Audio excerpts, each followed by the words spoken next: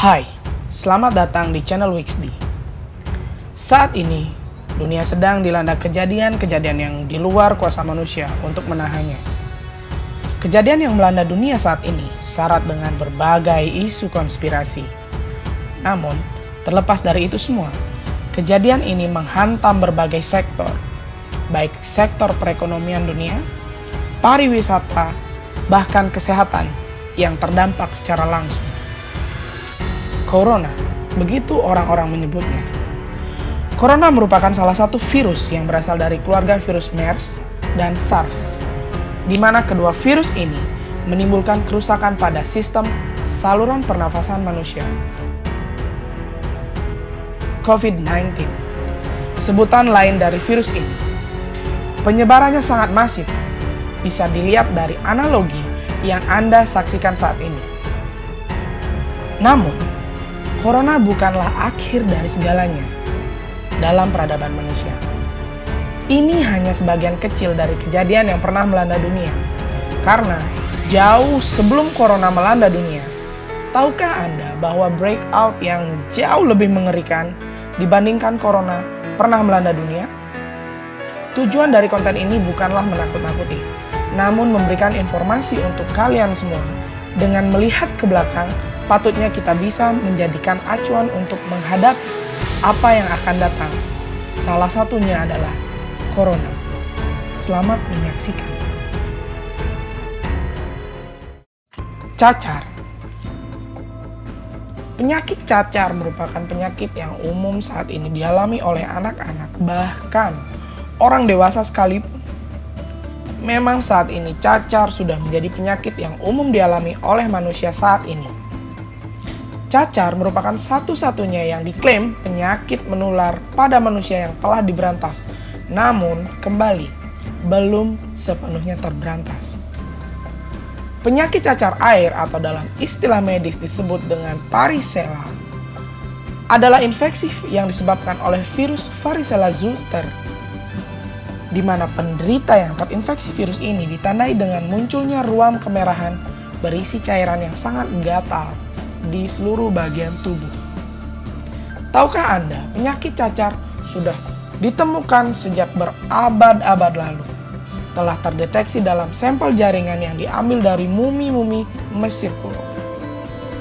Dan pada abad 18, sekitar 400.000 orang Eropa per tahunnya meninggal akibat penyakit ini.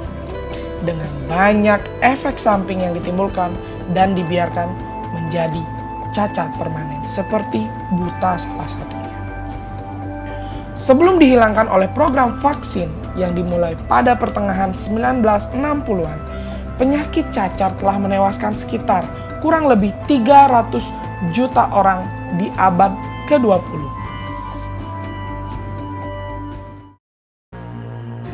Flu babi. Pandemi flu pada tahun 2009 dikenal sebagai flu babi. Flu babi diperkirakan telah menewaskan sedikitnya 285.000 sampai dengan 580.000 orang. Flu babi disebabkan oleh virus influenza H1N1. Sama seperti virus influenza lainnya, virus tersebut akan menyerang sel-sel pada hidung, tenggorokan, dan paru-paru. Namun perlu dicatat, virus ini tidak menyerang melalui konsumsi babi, walaupun nama virusnya flu babi. Cara penularan virus H1N1 mirip dengan influenza lainnya, yaitu jika terhirup droplet positif mengandung virus H1N1, maka penularan bisa terjadi. Penularan juga bisa terjadi jika droplet yang mengandung virus menempel pada mata, hidung, serta mulut seseorang yang belum terinfeksi. Setelah WHO menyatakan pandemi infeksi virus H1N1 berakhir, virus H1N1 atau flu babi lebih dianggap sebagai virus flu musiman dan dianggap hampir mirip sebagai flu-flu pada umumnya. Namun, sebelum itu, virus flu babi menjadi pandemi. Flu babi sering menyerang anak-anak dan orang yang baru beranjak dewasa. Selain itu, risiko penularan flu babi semakin tinggi jika seseorang berada di dalam atau di area yang terjangkit wabah tersebut. Virus ini adalah varian H1N1. Infeksi yang sama menyebabkan flu pada tahun 1918, yaitu flu Spanyol yang begitu mengerikan.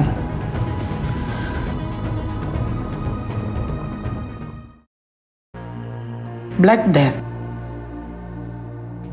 Black Death yang melanda Asia dan Eropa pada tahun 1340-an sampai dengan 1350-an adalah salah satu pandemi yang paling ganas dalam sejarah manusia. Disebutkan paling ganas karena menyebabkan kematian sekitar 200 hingga 350 juta orang. Para sejarawan percaya, penyebaran dimulai di suatu tempat di Cina melalui sepanjang jalur sutra untuk menyebar melalui Crimea dan ke Eropa. Populasi total dunia pada saat itu diperkirakan sekitar 475 juta. Dan akibat dari pandemi Black Death mengurangi jumlah total sekitar kurang lebih 350 juta. Butuh 200 tahun bagi populasi dunia untuk bangkit kembali ke level sedia kala. Sejarawan Norwegia Ole Benedicto memperkirakan bahwa jumlah kematian mungkin jauh lebih parah dari 350 juta jiwa. Data tersebut cukup luas dan banyak, sehingga kemungkinan kematian dari virus Black Death mampu menembus angka 50% dari seluruh penduduk Eropa.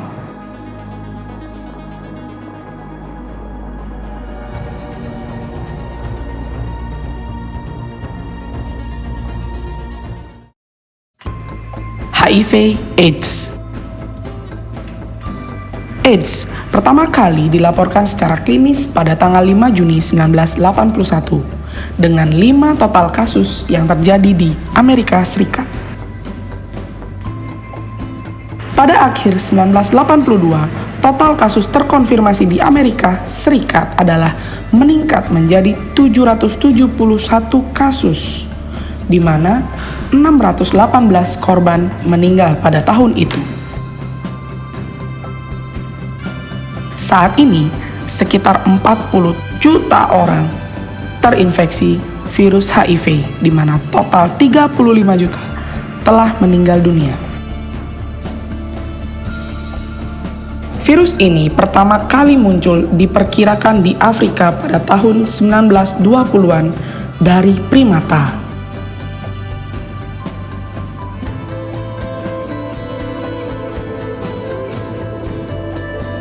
Sub-Sahara Afrika tetap merupakan daerah yang paling parah terkena penyakit ini. Lebih dari 28% di Afrika Selatan dan Botswana pada tahun 2017 oleh HIV/AIDS. Sampai saat ini obat atau vaksin untuk virus HIV/AIDS belum ditemukan. Meskipun saat ini ada perawatan untuk dapat memperlambat perkembangan dari virus HIV di dalam tubuh. Corona atau COVID-19. Coronavirus atau virus corona merupakan keluarga besar virus yang menyebabkan infeksi saluran pernafasan atas. MERS adalah beta coronavirus yang baru ditemukan sekitar tahun 2003 setelah kejadian SARS. Coronavirus ini adalah virus terbesar dari sejumlah jenis virus RNA. Kemungkinan mekanisme transmisi spesifik penyakit ini adalah antara manusia dan hewan. SARS merupakan salah satu keluarga dari virus corona. SARS yang muncul pada November tahun 2002 di Tiongkok menyebar ke beberapa negara lain, mulai dari Hong Kong, Vietnam, Singapura, Indonesia, Malaysia, Eropa, Swedia, Swiss, hingga Rusia.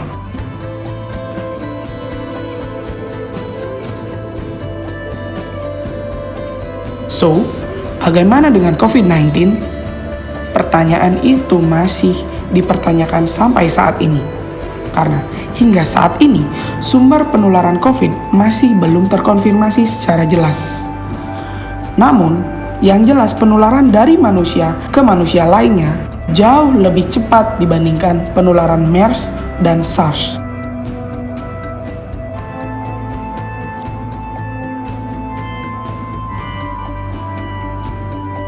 Setidaknya, sampai saat video ini selesai dibuat, total kasus di seluruh dunia yang terkonfirmasi positif itu sejumlah 4.635.930 kasus. Dengan total kematian di seluruh dunia sejumlah 311.821 jiwa. Namun, kabar baiknya adalah angka kesembuhan total sebesar 1.693.685 orang. Hal ini menandakan penanganan kasus COVID-19 sudah jauh lebih baik. Terbukti dari angka kematian yang dapat ditekan dan angka kesembuhan yang dapat ditingkatkan dengan baik. Banyak sekali konspirasi yang muncul di tengah masyarakat. Namun terlepas dari itu, yang patutnya kita semua lakukan adalah mulai membiasakan diri dengan penggunaan masker, lakukan dan mematuhi physical distancing, melakukan cuci tangan secara berkala dan teratur, dan tentunya membiasakan diri untuk melakukan hidup bersih dan sehat.